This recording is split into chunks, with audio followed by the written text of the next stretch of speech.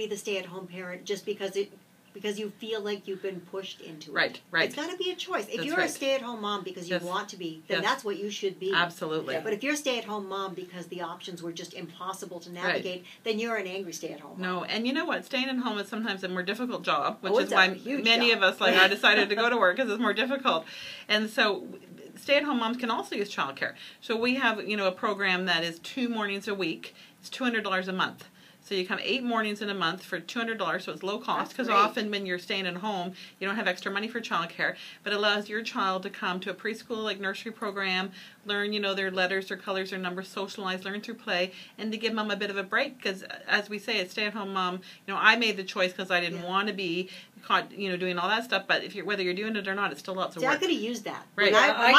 When my kids were little, I was, Christine, I worked weird news hours, which meant during the day I was home with my kids all day. Right. But I ended up, and it cost me substantially more, I don't want to go into that, but I got a place that would let me do a couple of half days a week kind of thing.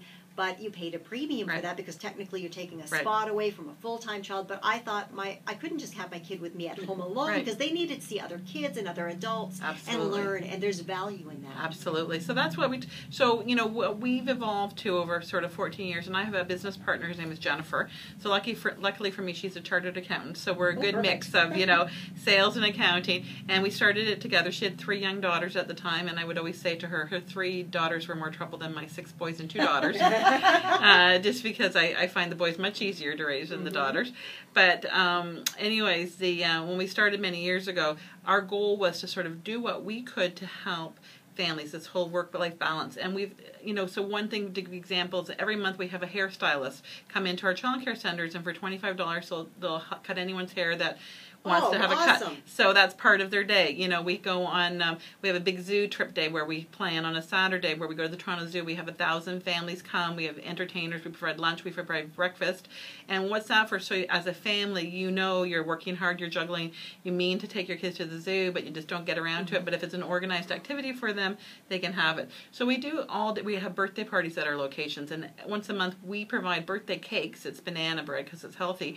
And so you remember in the days when your kids were little, you'd have to go and make cupcakes and take them to childcare or at school.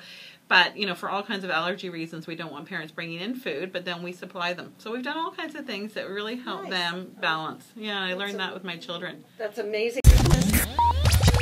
Click the channel subscribe button for full-length interviews and more from What She Said here on YouTube.